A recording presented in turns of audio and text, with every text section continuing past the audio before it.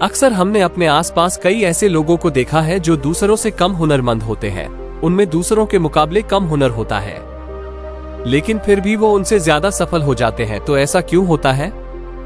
कि उनकी किस्मत अच्छी थी या भगवान ने उनका साथ दिया? इसके पीछे क्या कारण हो सकता है? जरा सोचिए। इसके पीछे मुख्य कारण है आलस्य।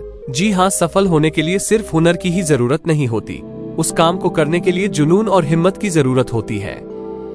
अगर जुनून और हिम्मत की जगह आपके अंदर आलस्य है, तो आपके अंदर कितना भी हुनर क्यों ना हो, वो हुनर किसी काम का नहीं है।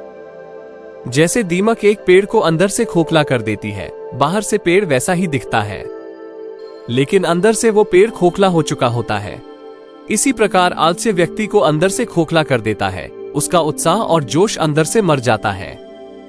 व्यक्ति बाहर से भले ही स्वस्थ दिखता हो, लेकिन अंदर से आलस्य ने उसके शरीर को दीमक की तरह खोखला कर दिया है।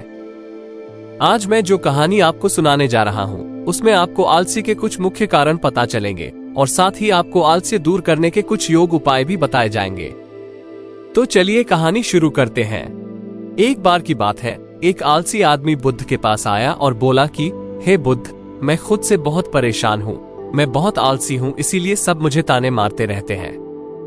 क्या आपके पास कोई ऐसा उपाय है जिससे मैं आलस्य से मुक्ति पा सकूं? ये सुनकर बुद्ध बोले कि तुम्हें कैसे पता कि तुम आलसी हो? इस बात का उत्तर देते हुए वह आदमी ने कहा कि हे बुद्ध, हर कोई मुझसे कहता रहता है कि तुम बहुत आलसी हो, तुम कोई भी काम ठीक से नहीं कर पाते हो, हर काम को टालते रहते हो और बिना जाने तरह तरह की बातें करते रहते हो। यहाँ तक कि मेरे परिवार वाले भी मुझे आलसी कहते हैं। ये सुनकर बुद्ध उस आदमी से पूछते हैं कि क्या तुम्हारे पास आलसी होने का कोई प्रमाण है?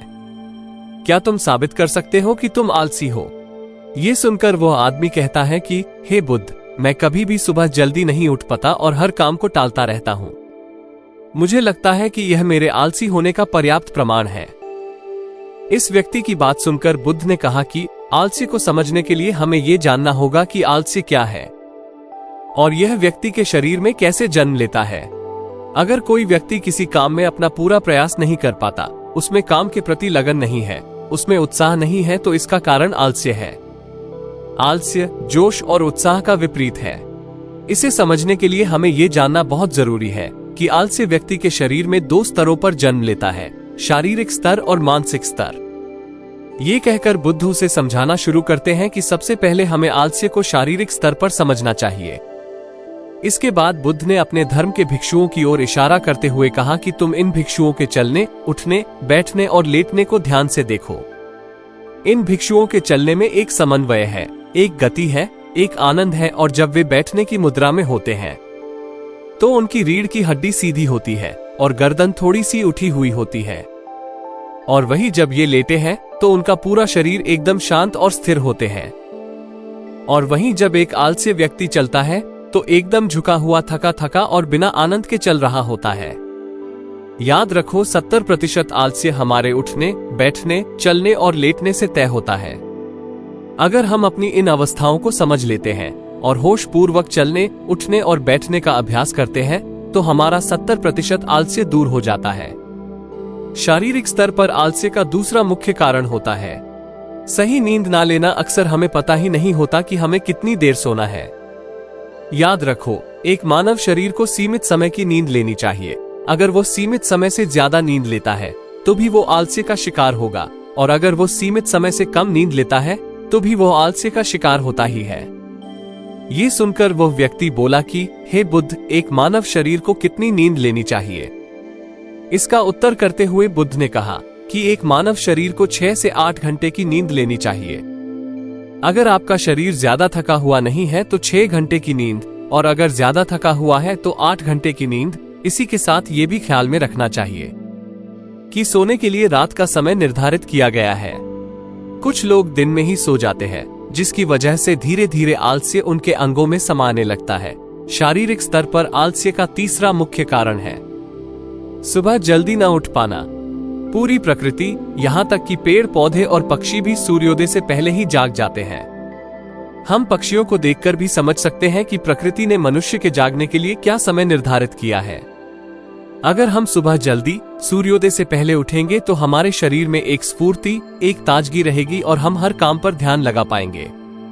ये सुनकर आलसी व्यक्ति बोला, हे बुद्ध, लेकिन मेरा काम ऐसा है जो मैं रात में कर सकता हूँ।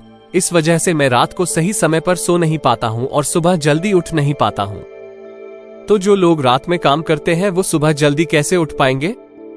ये सुनकर बुद्ध थोड़ा सोचते हैं और फिर कहने लगते हैं कि जो लोग रात में काम करते हैं उन्हें अपना काम पूरी एकाग्रता के साथ करना चाहिए, और अगर ऐसे लोग रात में अपना काम करके दिन में भी सोएं और सीमित समय तक सोएं तो वो आलस्य से भी बच सकते हैं। लेकिन हमें रात को जितनी गहरी नींद आती है उतनी गहरी नींद दिन में नहीं आती, क्योंकि दिन में शोर शराबा ज्यादा होता है, जिस कारण व्यक्ति गहरी नींद में नहीं जा पाता है। इसलिए दिन में सोने वाले व्यक्ति को ऐसा इंतजाम करना चाहिए कि बाहर का शोर शराबा उसकी नींद में बाधा न बने। इसके लिए वो अपने कानों में रुई ठूस सकता है ताकि बाहर की आवाज उसके कानों तक न पहुंचे और वह गहरी नींद सो सके। शारीरिक स्तर पर आलस्य का अगला मुख्य कारण है सही समय पर भोजन करना, और सही भोजन करना शरीर के लिए बहुत जरूरी है। कुछ लोग ऐसा भोजन करते हैं जिसमें कोई जान नहीं होता। अब आप ही सोचिए, जिस भोजन में कोई जान नहीं है, जिस भोजन में कोई ऊर्जा नहीं है, वो भोजन आपके शरीर को ऊर्जा कैसे दे सकता है? और अगर कोई व्यक्ति ऐसा भोजन खाएगा तो उसका शरीर कोई भी काम करने से परहेज करेगा। अक्सर गलत समय पर उल्टा सीधा भोजन करने से व्यक्ति का मोटापा बढ़ता रहता है, और पतले व्यक्ति की तुलना में भारी शरीर वाले व्यक्ति के शरीर में आलस्य आने की संभावना अधिक रहती है। इसलिए ऐसा भोजन करो जो सीधे प्रकृति से प्राप्त हो और जिसमें कुछ ऊर्जा हो। ये सुनकर उस व्यक्ति ने कहा, हे बुद्ध, मैं शारीरिक स्तर पर आलस्य को तो समझ गया, लेकिन मानसिक स्तर पर आलस्य क्या होता है? इसका उत्तर देते हुए बुद्ध कहते हैं कि व्यक्ति अपने जीवन में कई असफलताओं का सामना करता है। जब वह असफल होता है और किसी कार्य को पूरा करने में असमर्थ होता है तो उसका अगले कार्य को करने का उत्साह और उमंग ठंडा पड़ जाता है।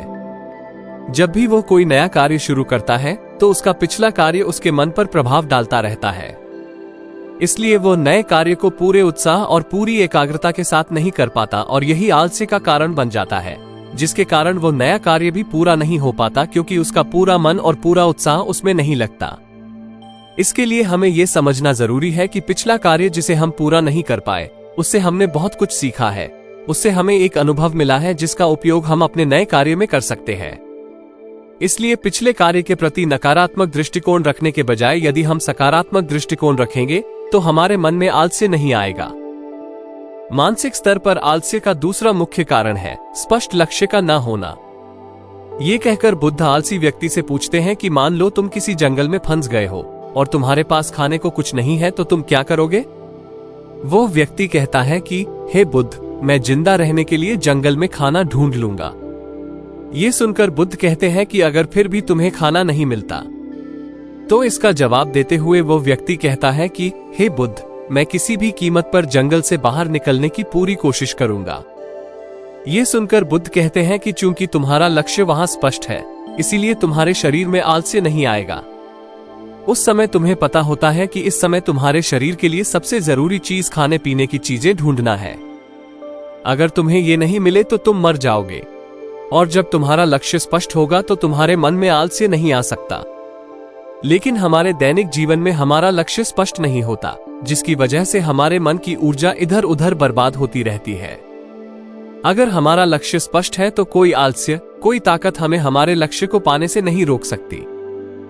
और इसी तरह अगर कोई काम करने का हमारे पास कोई ठोस कारण नहीं होता तो हम उसे टालते रहते हैं।